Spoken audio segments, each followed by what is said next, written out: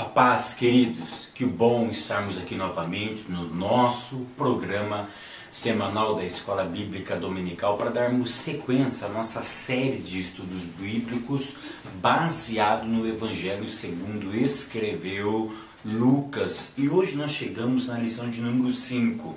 E a lição de número 5 ela tem como título Jesus escolhe seus discípulos.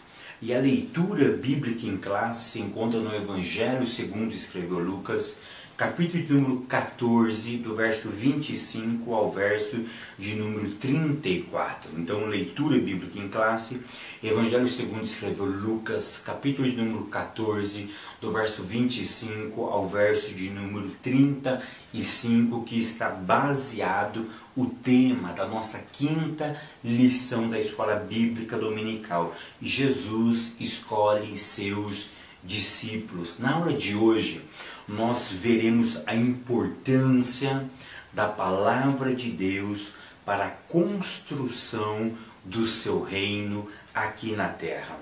O autor da nossa revista, o pastor José Gonçalves, ele nos afirma que Jesus mais ensinava do que pregava.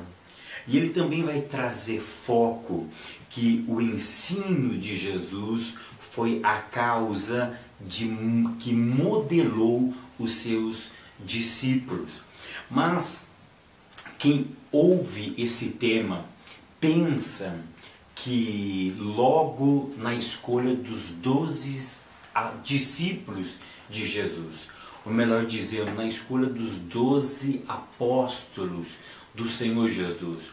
Mas eu quero tirar uma coisa bem claro nessa aula, que a lição de hoje não vai tratar sobre a escolha especificamente dos 12 apóstolos, mas a nossa lição ela vai tratar sobre todos os discípulos de Cristo. Tá?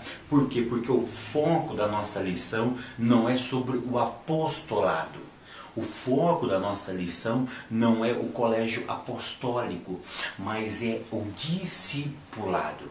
É por isso que o título da nossa lição é Jesus escolhe os seus discípulos. E nós vamos ver nessa aula que existe uma pequena diferença entre discípulos e apóstolos. Tá? Então eu quero que vocês entendam isso daqui, que a nossa aula ela não está focada especificamente na escolha dos 12 apóstolos, mas de todos os seus discípulos. É por isso que o autor da nossa revista ele usa como texto base para a nossa aula o capítulo 14 e o verso 25 ao verso 35, que nesse texto não está se referindo a nenhum dos 12 apóstolos, não está se referindo à escolha de nenhum deles, mas está se referindo para as pessoas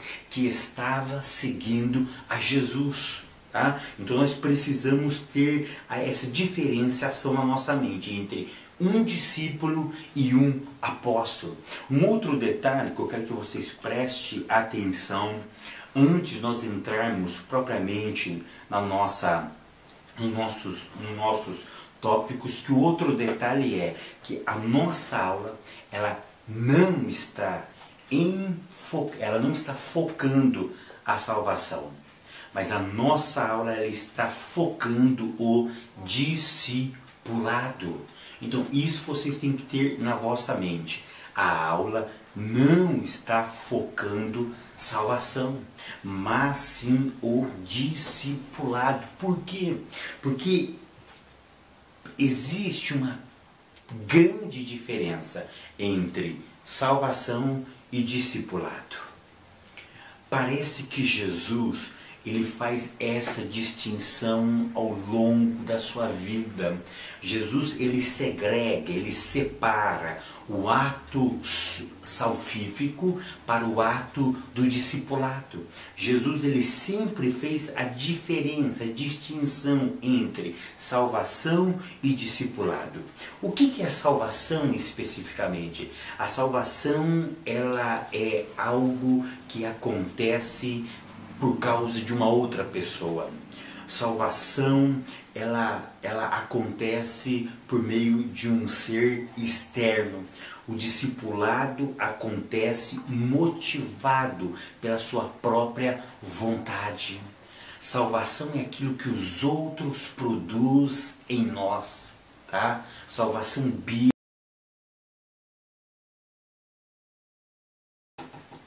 Queridos, essa diferença nós devemos ter na mente, porque todo o texto sagrado, os ensinamentos do Senhor Jesus falava sobre essa diferença entre salvação e discipulado.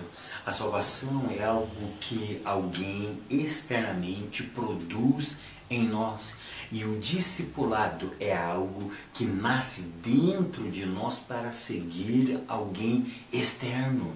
Tá? Isso é muito interessante, porque a salvação ela é oferecida a todos os que desejam aceitá-la pela fé, enquanto o discipulado ele é algo reservado a cristãos dispostos a pagar um preço. Salvação significa ir até a cruz e crer em Jesus, enquanto discipulado significa tomar a cruz e seguir a Jesus. Vocês viram a diferença? Salvação significa ir até a cruz. A cruz está parada. Você vai até ela e aceita a Cristo. Discipulado é diferente. Discipulado só acontece depois que alguém vai até a cruz. Quando você chega até a cruz, você reconhece aquilo que ele fez através da cruz. Então você agora, como um discípulo, você aceita ou você decide tomar parte dessa cruz para você. É por isso que salvação e discipulado são coisas distintas. Salvação significa ir até a cruz. Discipulado é tomar a cruz e seguir a Cristo, tá? Seguir a Cristo.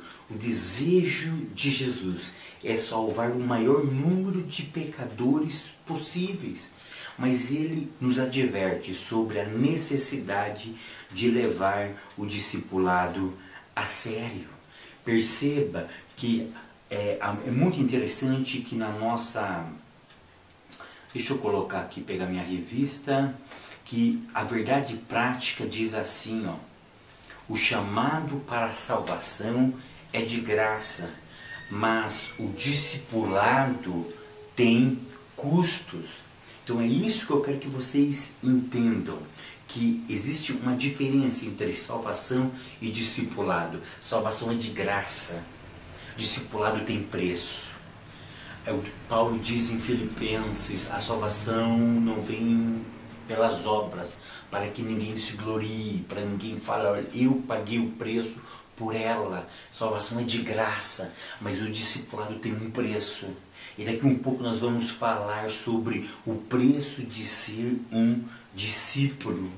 Então Jesus, ele disse que o maior desejo dele é salvar as pessoas, mas ele adverte as pessoas que tem que levar a sério a questão do discipulado. E por isso ele conta 3 parábolas. E nessas 3 parábolas ele deixa muito claro que existe um preço a ser pago. No tópico de número 1, o pastor José Gonçalves ele fala sobre o mestre.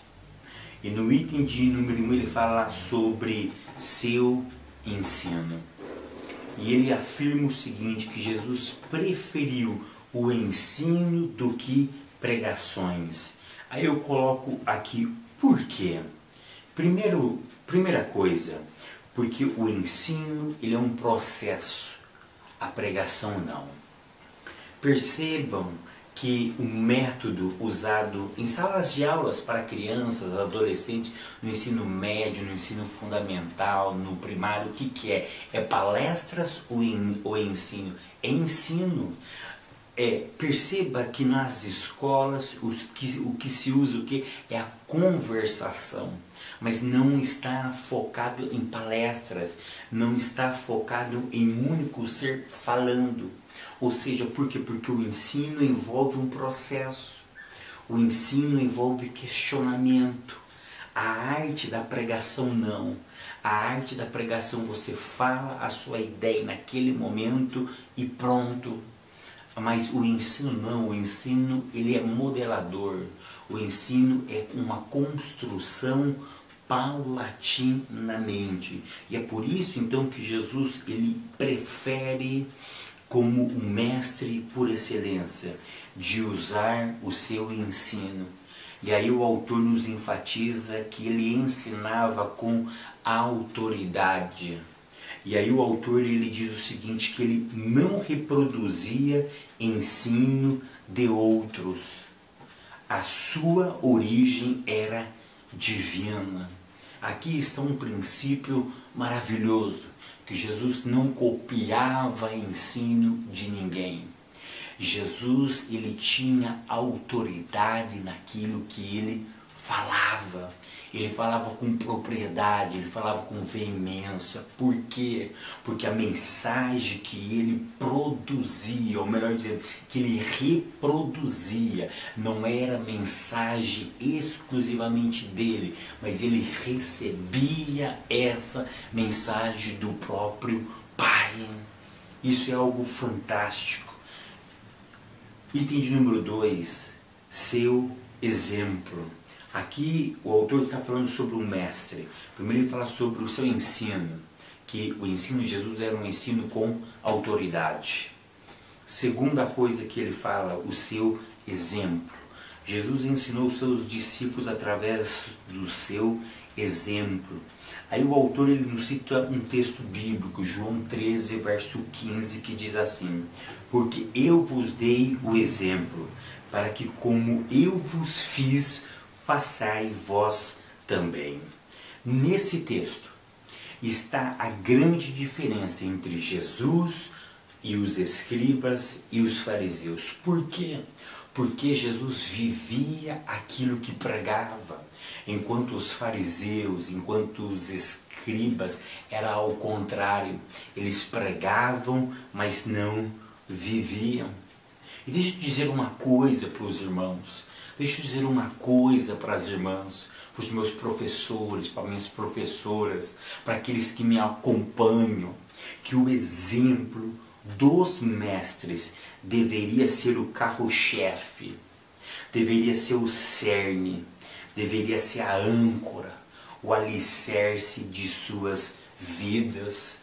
Eu vou dizer muito mais agora, que muitos mestres falam muito, mas pouco agem.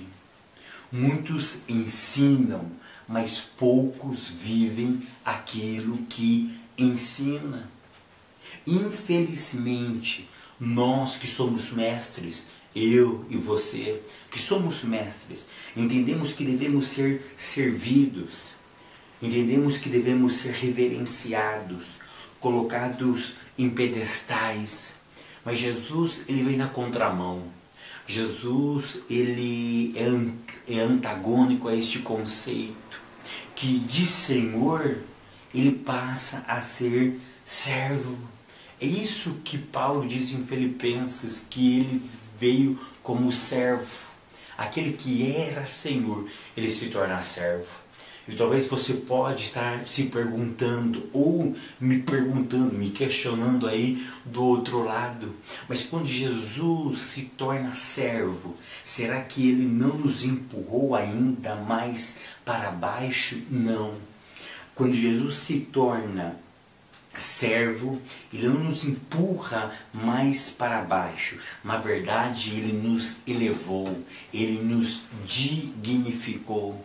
Quando Jesus se coloca no mesmo patamar do homem, na verdade ele não está nos empurrando, ele está nos dignificando, ele está nos elevando a uma posição superior. Jesus, ele deixou que o seu exemplo falasse mais do que as suas palavras. Deixa eu dizer uma outra verdade, que muitos... Qual é o afã dos evangélicos hoje? De serem grandes, de serem famosos, de serem reconhecidos, de estarem na mídia. Mas deixa eu dizer uma verdade aqui para vocês. Muitos querem ser grandes homens de Deus. Mas os grandes homens de Deus são aqueles que fazem os outros se sentirem grandes. E isso foi um dos princípios que permeou a vida de Cristo. Ele dignificava o outro. Ele sempre valorizava o outro. Jesus, ele sempre colocava o outro acima da sua própria posição. E hoje nós vemos ao contrário, homens querendo ser grandes, mas menosprezando a todos. E não foi isso que Jesus nos ensinou. Jesus, ele deixou uma coisa muito bem clara, que nós que queremos ser grandes, que queremos ser senhores, precisamos nos tornar servos.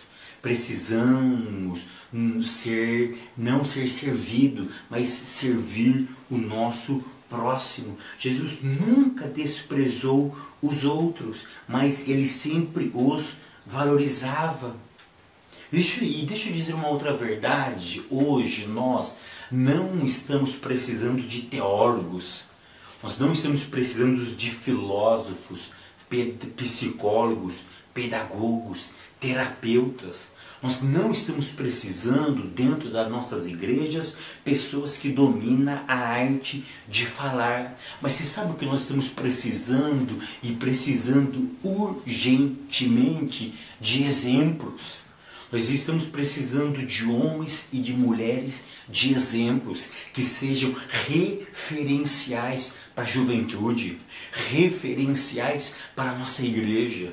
Nós estamos precisando não de pessoas que falem bonito, não de pessoas que dominem a arte da oratória, que dominem a psicologia, os elementos pedagógicos, não, que dominem princípios soteriológicos dentro da teologia. Nós estamos precisando de pessoas que dêem exemplos, que pregam e que vivem aquilo que pregam.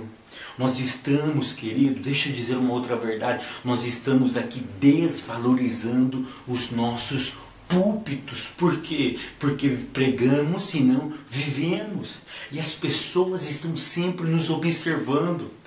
Todas as palavras que nós falamos, elas são medidas pelas pessoas. E as pessoas estão nos observando se nós vamos praticar as nossas palavras ou não.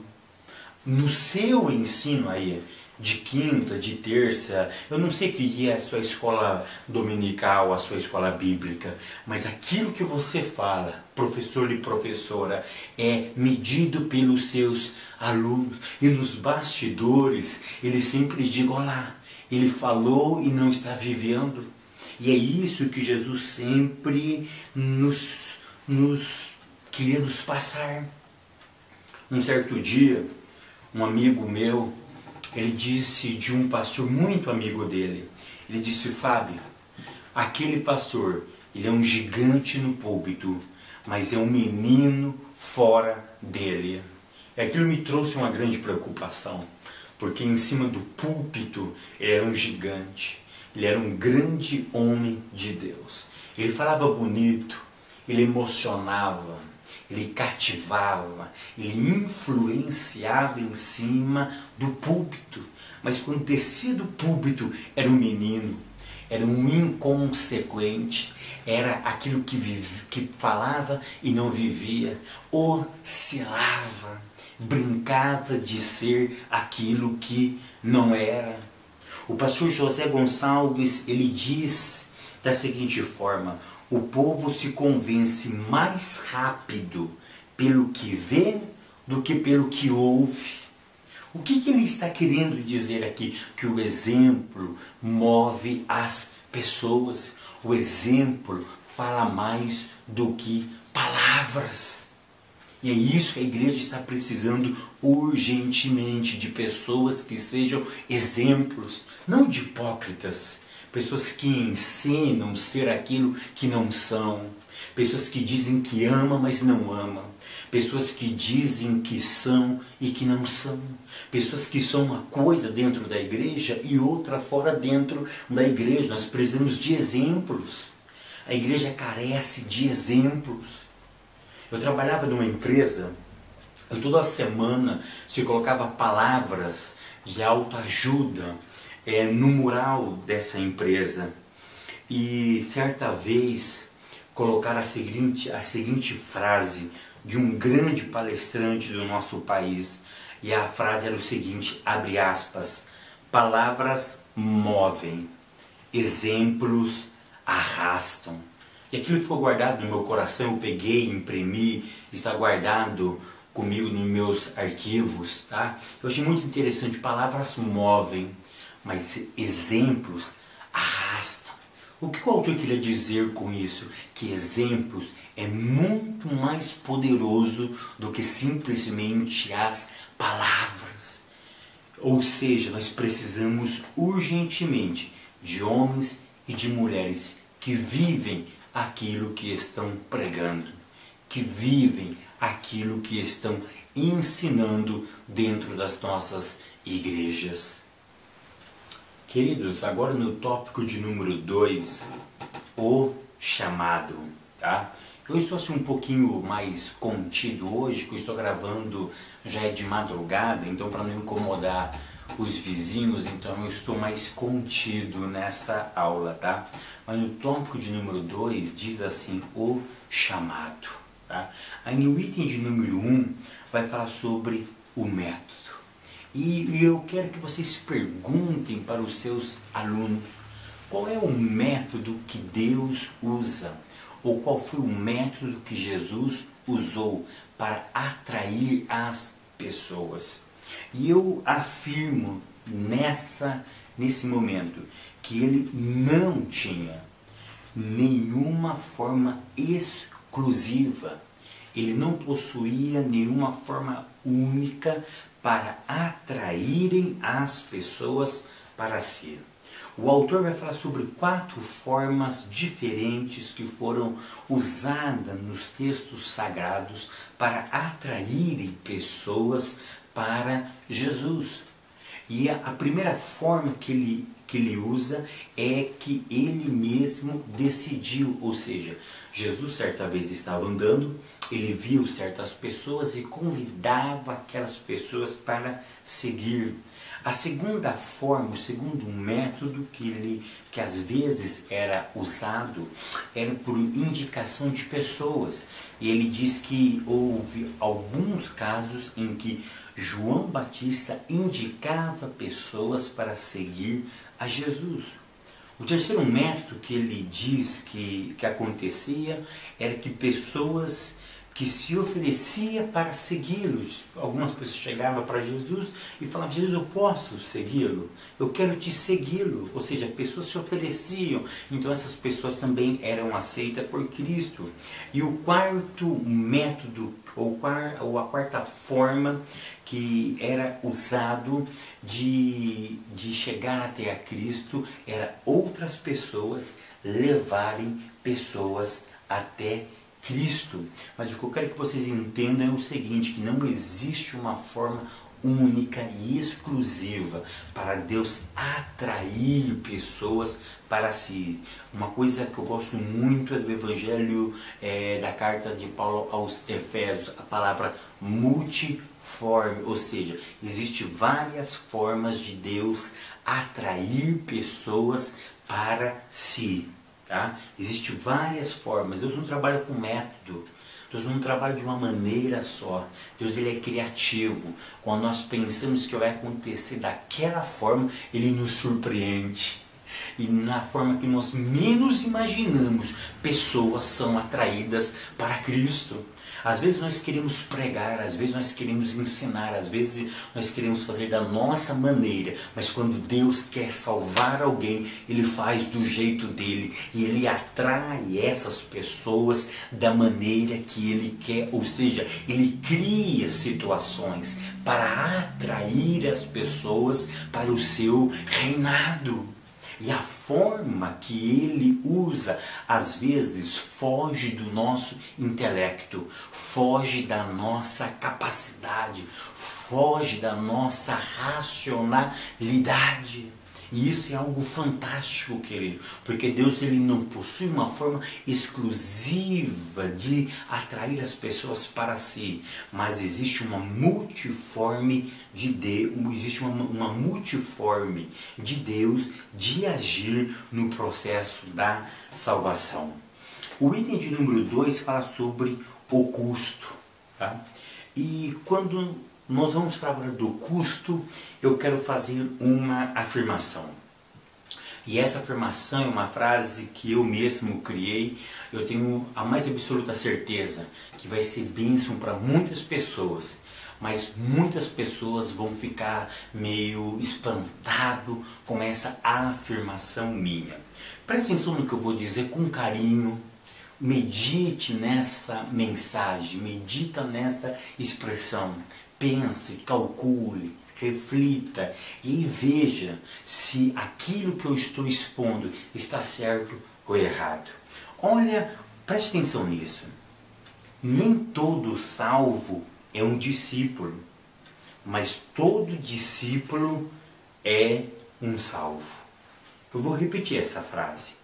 Nem todo salvo é um discípulo, mas todo discípulo é um salvo. Lembra no comecinho da aula que eu disse que existe diferença entre salvação e discipulado? Existe diferença entre salvar e ser um discípulo? Por quê?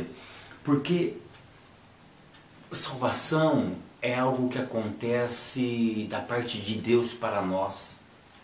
E ser discípulo é uma reação nossa para Deus. Paulo diz que a salvação ela é de graça. Eu não faço nada para ser salvo. Ele me salva exclusivamente através da graça. E Paulo diz que isso não vem de vós. É um presente dado por Deus. Ou seja, Deus quis nos salvar. E teoricamente eu não fiz nada para ser salvo. Porque Paulo diz que quando Deus olhava, ele não via um justo sequer. Ele não via ninguém capaz de ser o salvador da humanidade. E Paulo ele vai mais profundo ainda quando ele diz que o olhar de Deus, quando ele não via um justo sequer. Por quê? Porque todos careciam da glória de Deus. Nenhum homem, na sua forma natural, poderia convencer a Deus através das suas atitudes. Por isso ele precisava de um ato exterior. Ele precisava que alguém de fora nos resgatasse. Por isso vem a palavra Goel. Goel em hebraico significa resgatador. Coisas que nós estudamos no último trimestre sobre os 10 mandamentos. O Goel é aquele que nos resgata. Ou seja, eu preciso de alguém para me salvar. Então por isso que eu afirmo que nem todo salvo é um discípulo. Por quê? Porque quando Cristo resolve salvar alguém, está salvo, pronto e acabou. Mas a decisão de se tornar um discípulo, aí não parte de Deus, parte de vocês, parte de nós. Então por isso que eu disse que nem todo salvo é um discípulo, mas todo discípulo é um salvo. E queridos, não pode haver discípulo se ele não passou pelo processo da salvação. Ninguém se torna discípulo de Jesus se Jesus não o salvou. Mas eu afirmo que existem muitos salvos que não são discípulos de Jesus ainda. tá? Que não são discípulos de Jesus. Mas o que é discípulo? Note que a própria definição da palavra já faz a separação com a palavra salvação. Tá? Porque o que é salvação? Salvação é ser salvo por alguém. É alguém externamente nos proporcionar um livramento. E o que significa a palavra discípulo? O termo discípulo ele aparece 257 vezes nos evangelhos, nos 4 evangelhos, e também no livro de Atos dos Apóstolos. Discípulo significa aprendiz, significa aluno, estagiário. Eu gosto muito de uma definição de discípulo que eu aprendi ainda na escola teológica, ainda menino, que discípulo, tá, é aquele que se coloca debaixo da tutela de um mestre para aprender uma arte ou um ofício. Discípulo é aquele que se coloca sob a tutela de um mestre para aprender uma arte ou um ofício. Discípulo significa aprendiz, significa um estagiário. Discípulo é diferente de apóstolo, é diferente do mensageiro. Por quê? Porque discípulo ele não tem nada a ver com mensageiro, ele não tem nada a ver com apóstolo. Apóstolo é um mensageiro escolhido e enviado com uma comissão especial. Note no Evangelho de Lucas, capítulo 10, verso 1, que Jesus tinha muitos discípulos, mas quantos apóstolos Jesus tinha? Apenas 12. Então por isso que esse monte de apóstolos que existe hoje são tudo uma barca furada. Tá? Jesus ele tinha vários discípulos, mas ele tinha somente 12 apóstolos. Ok? Então voltando aqui para a definição da palavra discípulo. Então, o discípulo é um aprendiz, é um estagiário, ele é um aluno. E eu gostei muito da definição da nossa revista. E no item de número 2, quando ele fala sobre o custo, ele diz o seguinte: no discipulado, o seguidor passa a conviver com o mestre. Um pouquinho antes ele diz assim, ó, tornar-se discípulo é bem diferente de tornar-se um simples aluno. Por quê? Porque no discipulado o seguidor passa a conviver com o mestre, enquanto na relação professor-aluno essa prática não está presente. Preste atenção, o aprendizado acontece diuturnamente e não apenas durante algumas aulas dadas em domicílio ou numa sala de aula. Quem quiser segui-lo deve, portanto, avaliar os custos. Seguir a Cristo envolve renúncia, significa submissão total a Ele. Jesus lembrou as pessoas desse custo, pois não queria que os seguisse apenas por empolgação. Isso você pode conferir em Lucas capítulo 14, verso 25 a 27. Muitos querem ser discípulos, mas não querem renunciar nada. Às vezes, precisamos sacrificar até mesmo o nosso relacionamento religioso na família, abrir mão de algumas coisas para seguir a Jesus.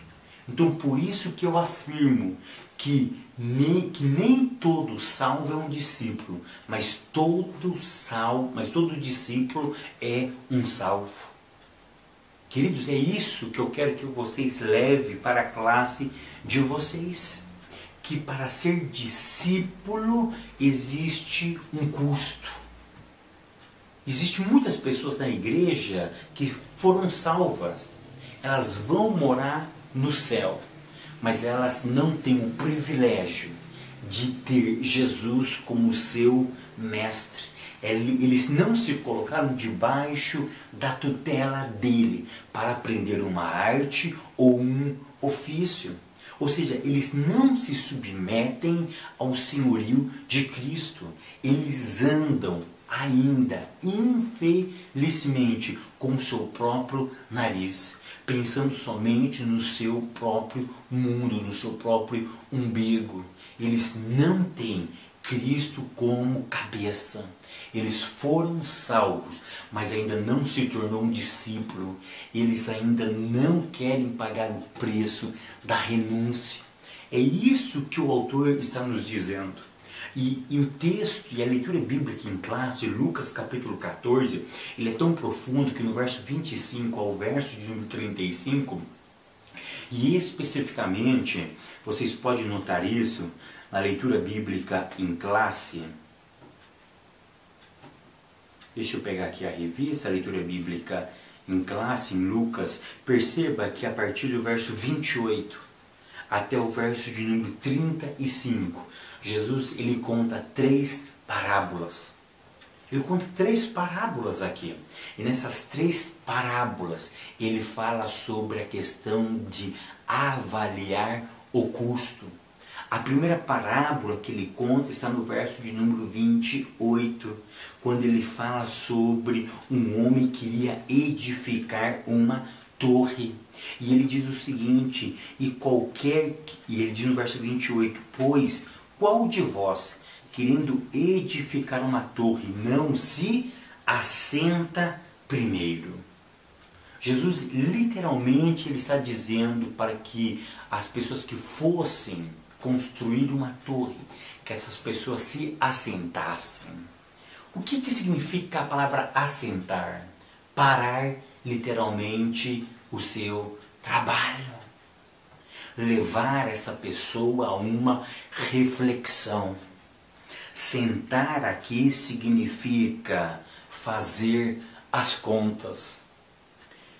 Sentar aqui significa calcular, para ver se eu tenho condição de edificar essa torre.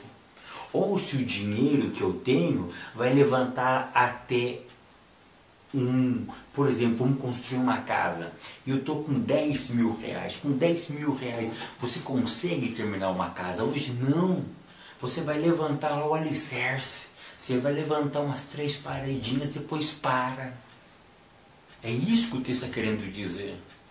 Senta primeiro, calcule o preço desta obra, dessa construção, para que os outros não tirem sarro de vocês, para que os outros não fiquem tirando, fazendo piadinha de vocês. Olha lá, começou a obra e parou porque não tinha condição, porque ficou caro para ele.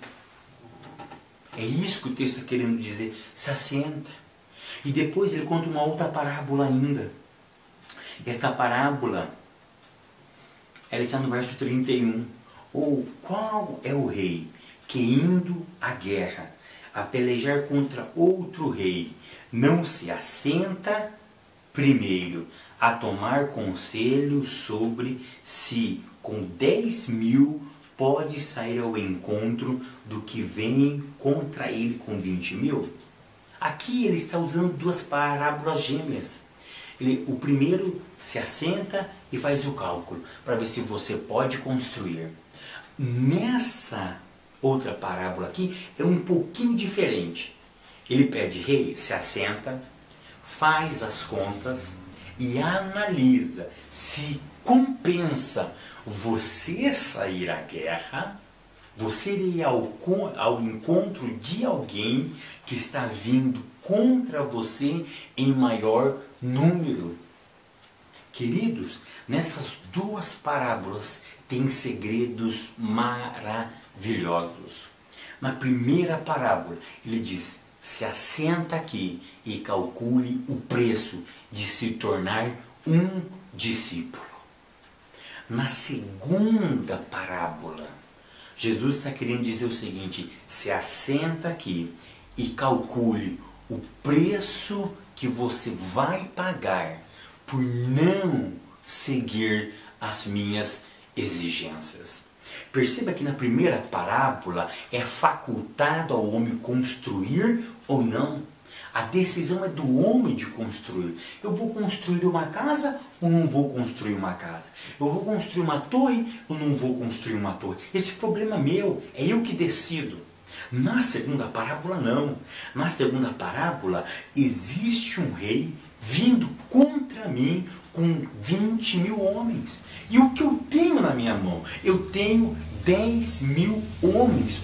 Perceba que ele está vindo com 20, mas eu estou indo, eu tenho 10. Será que compensa eu ir contra ele com 10 mil homens? Então na primeira parábola Jesus está ensinando, senta-te e calcule o preço de se tornar um discípulo meu. Na segunda parábola, Jesus está dizendo o seguinte, senta, calcule o preço de você não seguir as minhas exigências. Sabe qual é a preciosidade aqui? A preciosidade, Jesus está querendo dizer o seguinte, olha, você que é salvo, você tem uma opção de se tornar um discípulo ou não. Se você quiser se tornar um discípulo, tem um preço a pagar. Mas Jesus está dando uma resposta também para aqueles que foram salvos e que não querem seguir as exigências da Bíblia. E Jesus está deixando bem claro, olha, vai vir alguém contra vocês. Mas se vocês não forem a essa guerra, existe um preço a ser pago também. E deixa eu dizer uma verdade aqui, existem muitos salvos dentro da igreja, vivendo uma vida infeliz por não seguir as exigências de Cristo, por não aceitar este preço de viver uma vida debaixo do senhorio de Cristo, porque não basta ser salvo, nós precisamos nos tornar um discípulo. Para quê? Para trazer um pouco do céu.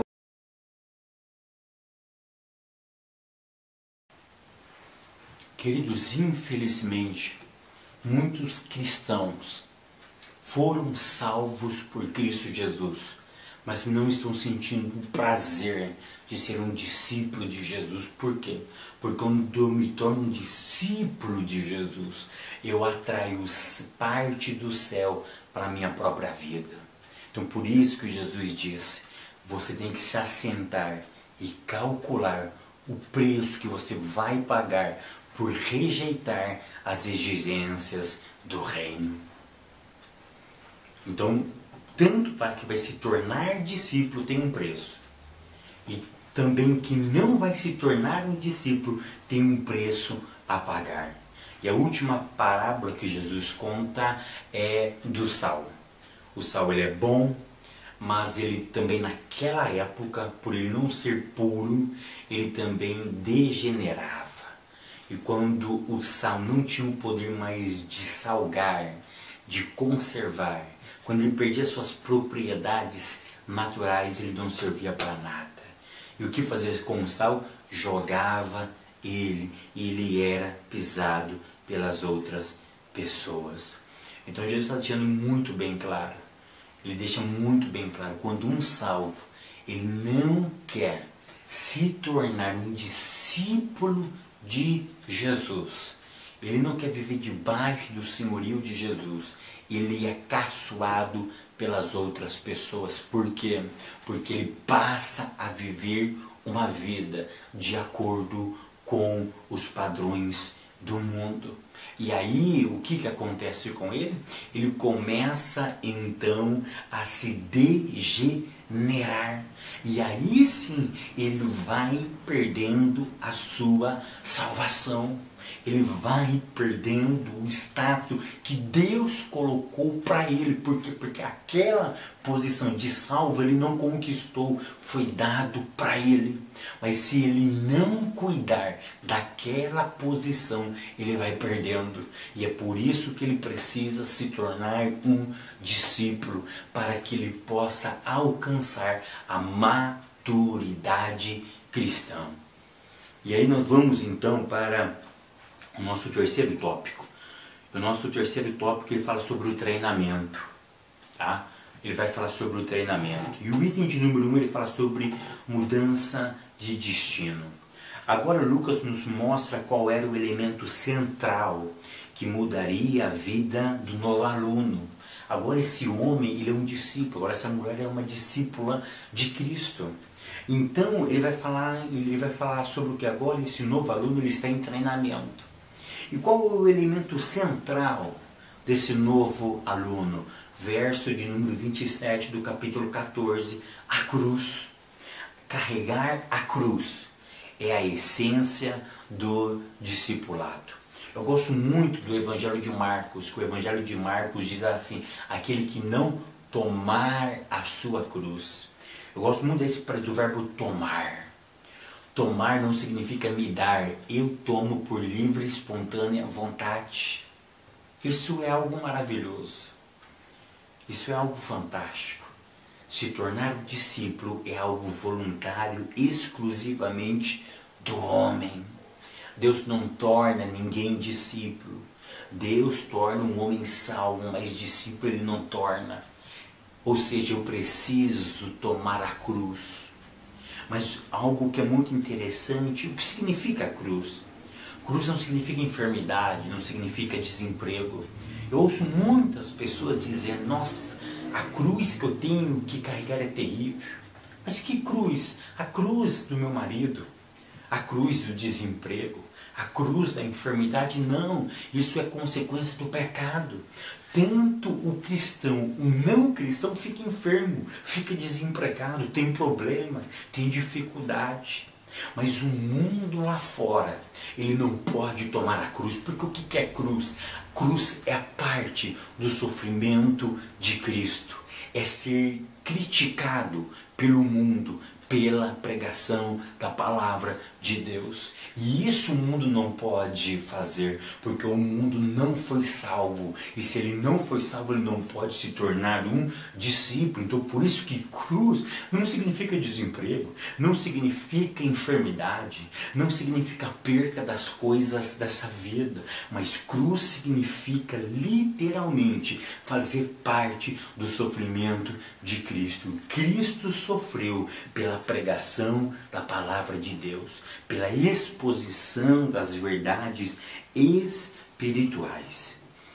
O segundo item fala sobre mudanças de valor.